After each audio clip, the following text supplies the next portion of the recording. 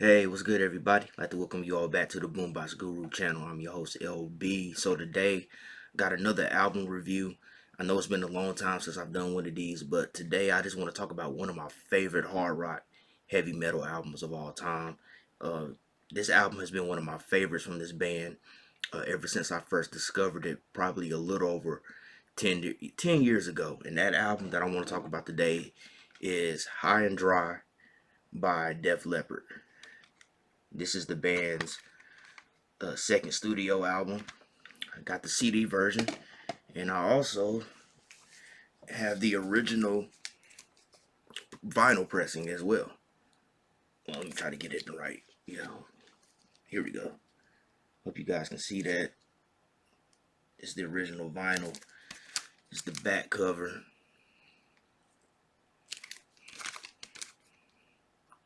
I can see that. And this is also one of the original CD pressings that came out. I think this came out in 1988. And there's something very special about this original CD pressing, which I'll get to later in the video. And there's also something very special about the original vinyl pressing as well that I'll get to as well later in the video. But Def Leppard has Def Leppard, I pretty much like everything that they did in the 80s. I think that they were really a great band at one point. Nowadays, their music very hit and miss. I don't really listen to any of the recent stuff that they've put out. I know they still have a loyal fan base that still supports them musically, but after Hysteria, or maybe after that retroactive album they did in '93, their discography is a bit spotty. But honestly, for me, their first three records, On Through the Night, High and Dry, which we're going to talk about today, and Pyromania, I think are their best. I mean, they just had back-to-back classics. Some people may say Hysteria as well, but I just feel like Hysteria was where the band really kind of just, I don't know, they just became more pop metal, and they just kind of lost that grit, or that hard rock grit that they had on those first three records. But talking about High and Dry, so for starters, most of my life, the only two Def Leppard albums that I really knew about was Pyromania and Hysteria. And that's because those are the two biggest Def Leppard records. Those are the songs that you hear most times on classic radio. You don't really hear too much from the first two albums. But how I discovered the first two records, and specifically High and Dry, was through a YouTuber named Ralph Vieira. Some of y'all, I'm pretty sure a lot of y'all within the metal community know about Ralph. He has his channel Almost Human, but back in the day, this was like well over a decade ago or more. He used to have multiple YouTube channels, but my favorite YouTube channel of his was called the Vieira Vault, because that's where he did a lot of album reviews, where he talked about a lot of classic hard rock and heavy metal bands and their records. And I discovered a lot of bands that I didn't know about, and I learned a lot more about bands that I already knew about. And Def Leppard was one of them. And I actually remember when he uploaded the album review for High and Dry. I actually remember when the day well, not the day, but I just remember watching that as a brand new video. And I was really blown away by what I heard, because it didn't sound like the band that I knew from Pyromania or Hysteria. This sounded like a heavy metal band with some gritty, like almost kind of sleazy little hard rock kind of lean to them.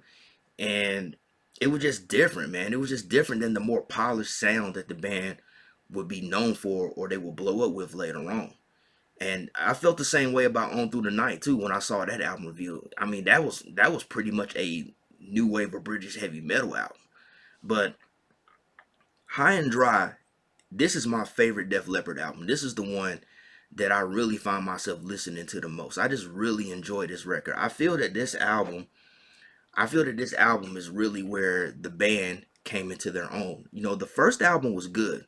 A lot of older metalheads really like that first album, because it really, the production and the musical style is really along the lines of what was happening in the new wave of British heavy metal in the late 70s and early 80s. But to me, this record is where Def Leppard really came into their own. This is where they really kind of well, not kinda, this is where they did really develop their style. And it's all, and a lot of it has to do with them linking up with producer Mutt Lang. You know, Mutt Lang was known for producing for AC/DC, and he really helped to bring the band to becoming who they would blow up to be. And it all started with this record. I know a lot of people consider Pyromania as the album that blew him up. I mean, it really did. I mean, Pyromania was a huge success. But the elements that made Pyromania such a successful album, it all started with High and Dry. And you can hear it on this album. You can hear it. So I just always enjoyed this record. I remember watching Ralph's review on his Vieira Vault channel, and cause see, this was back in the day. This was back in the days before YouTube got so strict with all the copyright stuff. You know, back then you could add in copyrighted music in your videos and not have to worry about getting a copyright strike. Uh, you could add in video clips into your videos and not have to worry about getting struck for that. You know, this is way before UMG became the mafia, the music mafia that they are now, with striking people's channels and stuff. So you had a little bit more creative freedom to do things with your videos, and that's what Ralph would do. He would, when he put together these album reviews, they were always a joy because he would add in clips of the band from the era of the album that he's talking about, and then he would add in little small clips of the songs that he would go through each songs talking about them. That's what made those reviews so enjoyable, and that's what put me on to so much great hard rock and heavy metal.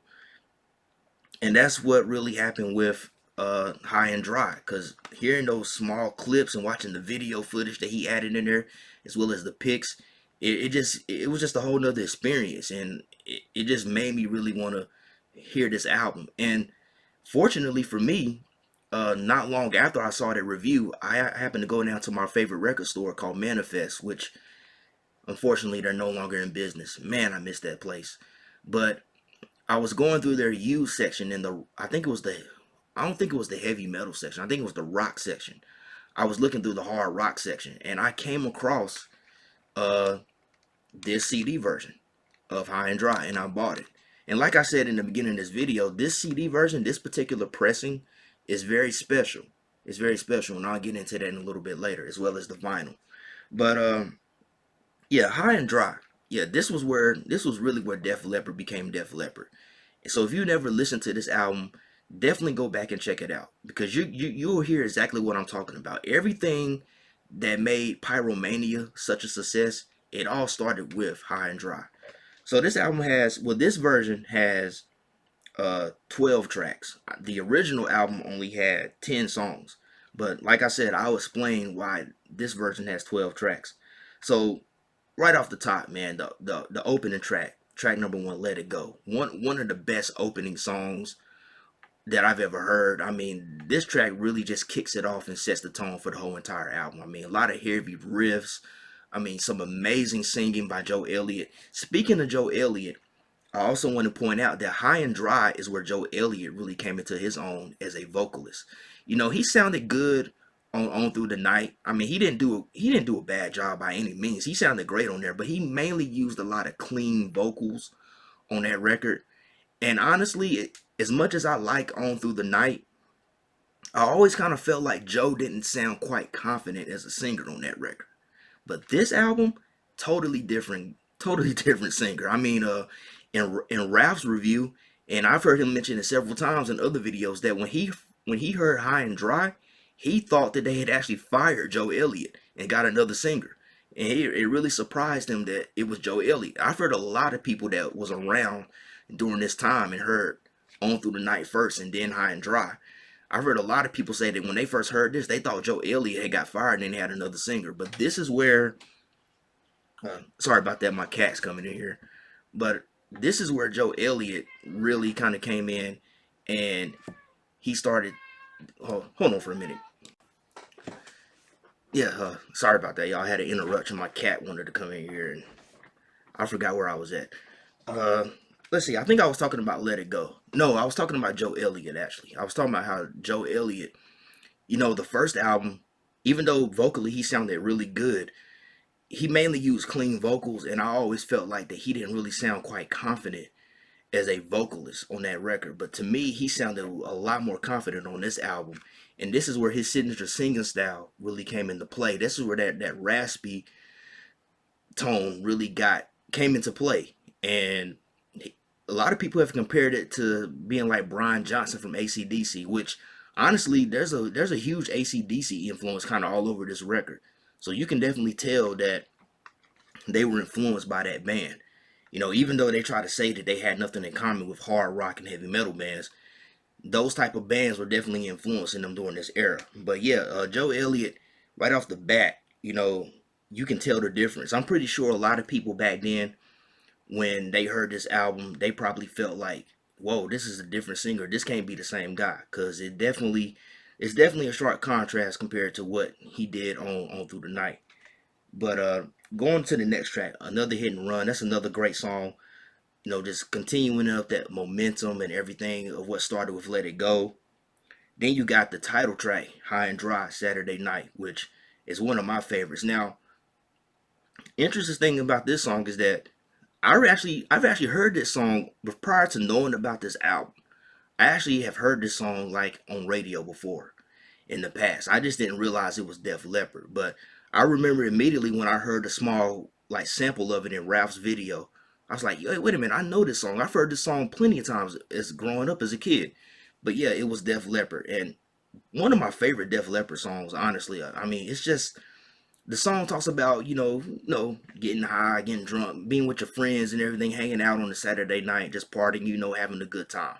And the interesting thing about this song, I believe this song actually ended up on the PMRC's 5015 list. If excuse me if I'm correct, I think it actually ended up on that list. I can't remember the reason why, but I remember reading it, and the reason why it ended up on the list totally had nothing to do with what the song was about. But I thought that was interesting to point out. Bringing on the Heartache. Now this is the power ballad, which is something that Def Leppard will probably later on become known for. But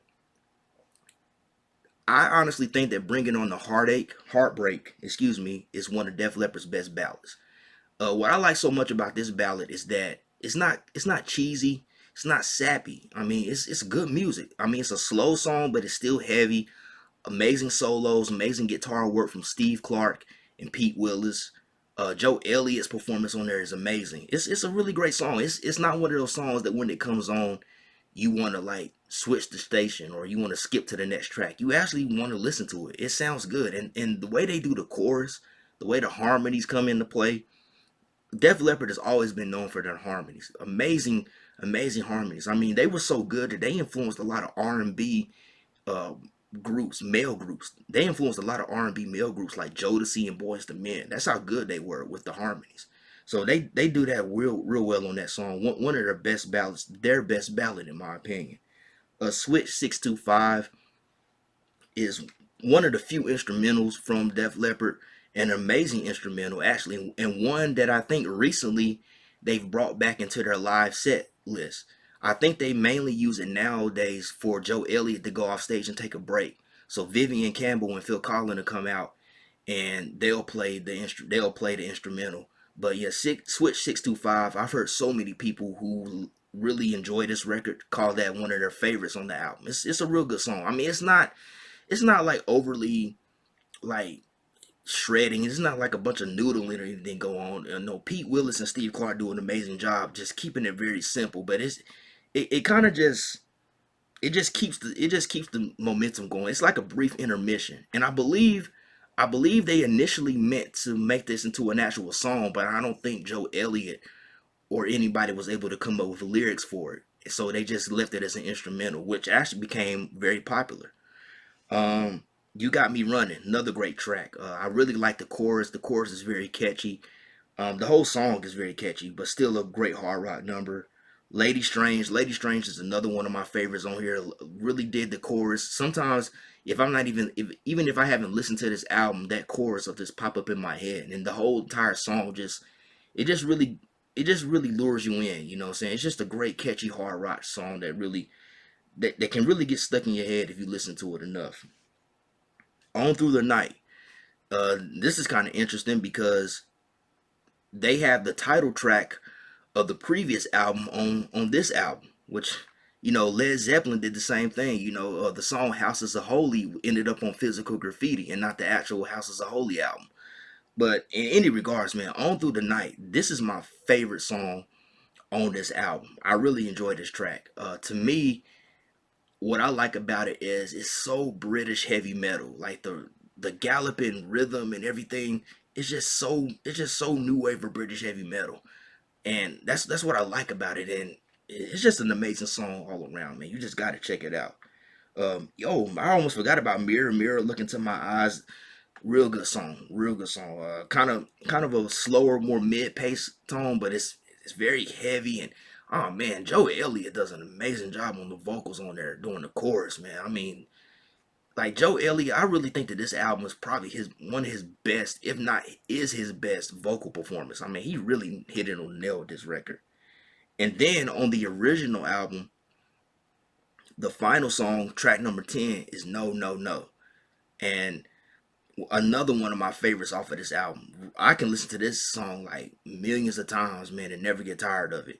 But another ACDC inspired track, you know, and I think vocally Joe used his most aggressive singing voice on this particular track. I mean, especially the part where he yells out no no no. I mean, he really yells it out. He really yells it out. So like I said, there was something special about this particular CD pressing. This is the original CD pressing that came out in 1988. I believe mine's actually is from Japan, I believe, but I don't know. It didn't have any like, you know, usually Japan imports have like the Japanese thing on the side and stuff, but this was a used copy, so I guess whoever owned it before, they had thrown that stuff away.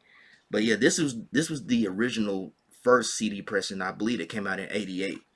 So the reason why this version is so special is because this version actually came with two bonus tracks, which later pressings no longer have it. Like you can go find new pressings of this album, and those two bonus tracks aren't on there. I'm not even sure if it was on the reissue that came out in 2020, I believe. I don't even know if those bonus tracks are even on that version, but I know for a long time, uh, this version was out of print without the two bonus tracks. So the two bonus tracks are Bringing on the Heartbreak remix and the Me and My Wine remix. Honestly, Bringing on the Heartbreak remix, not really a big fan of that remix. I much prefer the original version on the album. The remix really doesn't do anything. All it does is really adds in synthesizers to the song, which I don't really think that did anything to enhance the original song. So not too crazy about that remix. Me and My Wine though, Me and My Wine, I really enjoy that. I honestly I wish it would have been a part of the actual album, cause that's the way that song sounds. Is right in line with the whole tone and vibe of High and Dry. I mean, Me and My Wine, it's got that ACDC influence, that hard rock ACDC influence, and Joe Elliott, he's just killing it on the vocals. Um, Not sure exactly when this song was recorded. I don't know if it was a song that was recorded during the High and Dry sessions and they didn't make the album, or if maybe this was something they recorded later and added it to the CD reissue. I'm not really sure. There is a music video for Me and My Wine, which I think was done in '84 because both of these remixes were done in 1984.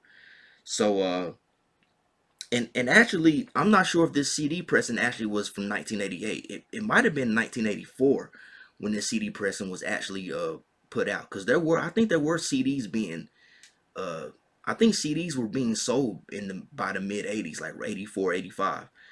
So I might be wrong about the actual date when this CD actually came out. If I am, you know, just leave it in the comments. But both of these remixes were done in 1984, so this was after the band had blown up with Pyromania.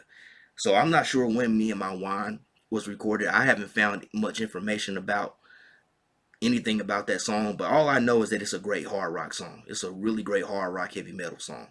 And there is a video that goes with that track, and as you can see, it has the Pyromania lineup. You know, Pete Willis isn't in the band at that point. Phil Collins has joined the band.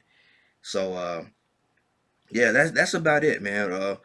Yeah, High and Dry, really great record, really great record. And this was the last album where Pete Willis was actually a full member of Def Leppard. He actually got kicked out of the band, I think around 82. Yeah, I think around 82 or somewhere. They were already recording Pyromania when he got kicked out of the band. And I believe he actually plays on Pyromania. I think that he did most of the rhythm tracks on that album, but I think Phil Collins came in and finished it. I think that's what happened. But yeah, this was the last album where Pete Willis was a full-time member of Def Leppard. I also wanted to mention oh, whoa. I also wanted to mention almost forgot about the vinyl pressing. I said that there was something special about this. So if you have the original vinyl pressing of High and Dry, the last song, No No No. Oh, wait a minute. My vinyl pressing is. I just noticed something interesting on my vinyl pressing. Bringing on the Heartbreak and Switch 625 are kind of are last. I didn't. I just noticed that. But anyway, that's not what I wanted to talk about. If you have the original vinyl pressing of High and Dry, the last song on that album, No No No, when that song ends, everybody knows famously that Joe Elliott keeps repeating no, no, no, no. Well, on the vinyl pressing, the original pressing, he continues to say no, no, no, no. That no, no, no repeats and repeats until you take the needle off. So you could run that needle for as long as you want, and it's still gonna continue to say no, no, no, no until you take the needle off. That's what I wanted to say about the original vinyl pressing. That's so cool. Uh, and I also heard people. I believe in Ralph's video, he said that people that own the cassette version of this album, they said that when No No No ends, Joe continues the No No No continues repeating for like 46 times until the tape runs out. So I just wanted to bring that up about that album and the CD. That's why these versions are really so special, because they're bitter. Both of these are excuse me, both of these are somewhat rarities. You know what I'm saying? They're rarities, and they're highly sought after collector's items for people that want these types of versions. But yeah, man, High and Dry by Def Leppard. My favorite Def Leppard album, honestly, I would say is their best record. It's the one that I like the most. It's the one that I listen to a lot. Um, if you've never heard the early Def Leppard albums, definitely go check out On Through the Night and High and Dry, especially because this was the record. I'm gonna repeat this. This was the record that really set the stage for Def Leppard's later success. If it wasn't for this record, then Pyromania, in my opinion, would not have been the success that it was, because everything that made that record so successful, it all started with High and Dry. So if you've never heard High and Dry, I highly recommend that you go check it out. It's a great record. One of Def Leppard's best records, and this was back when Def Leppard was still a hard rock heavy metal band. I know these days they try to disassociate themselves with that, especially Joe Elliott. Him saying that they have more in common with Duran Duran, which is is ludicrous in my opinion. You listen to On Through the Night, you listen to High and Dry, you will clearly hear that they have nothing in common with Duran Duran. You know what I'm saying? Even Pyromania, you listen to that record, there's nothing they have in common with Duran Duran. But if you want some real good 80s, early 80s hard rock with some grit to it, definitely check out High and Dry. This is a great record. Highly recommend it. Go check it out. And if you can get an original vinyl pressing, as well as this original CD pressing with the 2 bonus tracks, definitely go do that, because these are rare. These are very rare. I don't even think the bonus tracks are on the Spotify version of the album. I don't even think those bonus tracks are on the Spotify version of the album. So if you can come across this original CD pressing with the 2 bonus tracks, get them, because it's well worth it. It's well worth it. But yeah, that's it for this video talking about Def Leppard's High and Dry. This is something that's been long overdue. I should have been done a video talking about this record, but I've been listening to this album and On Through the Night a lot lately, and I decided, why don't I just do a quick video and just talk about how much I enjoy this record and how great it is, and hopefully put some people on to some early Def Leppard that they may not be familiar with. But I hope you all enjoyed this video. If you did enjoy this video, if you can do me a huge favor, just hit that thumbs up and give me a like, as well as share the video and subscribe to the channel. Make sure you hit that bell, that way you be notified when I drop new content. And I also want to thank everybody that's been watching my videos, everybody that's been leaving a lot of positive comments on my videos. I really do appreciate the support that everybody's giving me. And as always, I hope everybody has a blessed day, a blessed week, and love, peace, and music. Peace out, y'all.